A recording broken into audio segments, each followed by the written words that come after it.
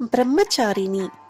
ಬ್ರಹ್ಮಚಾರಿಣಿ ದೇವಿ ದುರ್ಗೆಯ ದ್ವಿತೀಯ ರೂಪವಾಗಿದ್ದಾರೆ ಮತ್ತು ನವರಾತ್ರಿಯ 2ನೇ ದಿನ ಆಕೆಯ ಪೂಜೆ ನಡೆಯುತ್ತದೆ.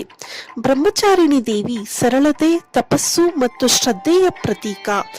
ಆಕೆ ತಪಸ್ವಿನಿಯ ರೂಪದಲ್ಲಿ ಪ್ರೀತಿ, ಧೈರ್ಯ, ಶಕ್ತಿ ಮತ್ತು ನಿರತವಾದ ತಪಸ್ಸಿನ ಮೂಲಕ ಜ್ಞಾನವನ್ನು ಪಡೆಯುವ ಲಕ್ಷಣವನ್ನು ತೋರಿಸುತ್ತಾಳೆ.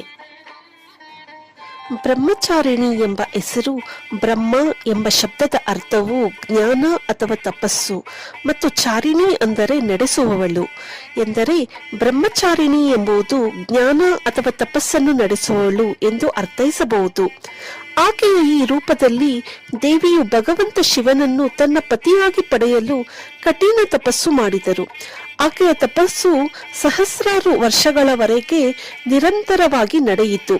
ಬ್ರಹ್ಮಚಾರಿಣಿ ತಪಸ್ಸು ಮೂಲಕ ಪರಿಪೂರ್ಣ ಶಾಂತಿಯ ಮತ್ತು ಶಕ್ತಿ ಸಂಪಾದನೆಗೆ ಮಾದರಿ. ಈ ತಪಸ್ಸಿನಿಂದ ಆಕೆ ಎಲ್ಲಾ ಪುಣ್ಯಗಳನ್ನು ಸಂಪಾದಿಸಿ ಲೋಕಕ್ಕೆ ಶ್ರದ್ಧೆ ಮತ್ತು ಧೈರ್ಯದ ಸಂದೇಶವನ್ನು ನೀಡುತ್ತಾಳೆ. ಬ್ರಹ್ಮಚಾರಿಣಿ ದೇವಿಯು 2 ಕೈಗಳಲ್ಲಿ ಜಪಮಾಲೆ ಮತ್ತು ಕಮಂಡಲು ಹಿಡಿದುಕೊಂಡಿದ್ದಾಳೆ. ಇದು ಆಕೆಯ ತಪಸ್ಸಿನ ಜೀವನವನ್ನು ಪ್ರತಿನಿಧಿಸುತ್ತದೆ. ಆಕೆಯ ಈ ರೂಪವು ಶಾಂತಿ, ಶ್ರದ್ಧೆ ಮತ್ತು ತಾಳ್ಮೆಯ ಸಂಕೇತವಾಗಿದೆ. ಆಕೆಯ ಪೂಜೆಯಿಂದ ಭಕ್ತರು ತಮ್ಮ ಜೀವನದಲ್ಲಿ ಧೈರ್ಯ ಮತ್ತು ಶ್ರದ್ಧೆಯನ್ನು ಪಡೆಯಲು ಸಾಮರ್ಥ್ಯ ಹೊಂದುತ್ತಾರೆ.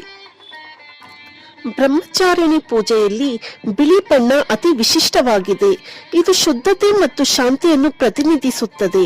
ಪೂಜೆಗೆ ಬಿಳಿ ಬಣ್ಣದ ಹೂಗಳು, ಬಟ್ಟೆ ಹಾಗೂ ಯಾವುದೇ ರೀತಿಯ ವಸ್ತುಗಳನ್ನು ಬಳಸಬಹುದು. ಪ್ರಸಾದವೂ ಸಹ ಸಕ್ಕರೆ ಅಥವಾ ಕಲ್ಲು ಸಕ್ಕರೆ ಪ್ರಸಾದ ಸಮರ್ಪಿಸುತ್ತಾರೆ. ಇದು ಬ್ರಹ್ಮಚಾರಿಣಿ ದೇವಿಗೆ ತುಂಬಾ ಪ್ರಿಯವಾದದ್ದು.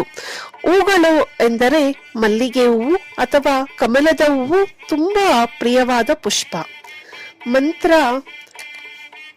ದದಾನ ಕರಪದ್ಮಾಭ್ಯಂ ಅಕ್ಷಮಾಲ ಕಮಂಡಲು ದೇವಿ ಪ್ರಸಿದ್ಧತು ಮಯಿ ಬ್ರಹ್ಮಚಾರಿಣ್ಯನು ತಮ.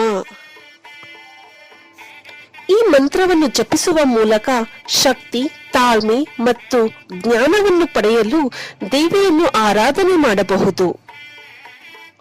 ಪೂಜೆಯ ನಂತರ ದೇವಿಯನ್ನು ಪ್ರಾರ್ಥಿಸಿ ದೇವಿಯ ಶಕ್ತಿ, ತಾಳ್ಮೆ ಮತ್ತು ಜ್ಞಾನವನ್ನು ಕೋರಿಕೊಳ್ಳಬೇಕು. ಇವಿಷ್ಟು ಬ್ರಹ್ಮಚಾರಿಣಿ ದೇವಿಯ ಮಾಹಿತಿ.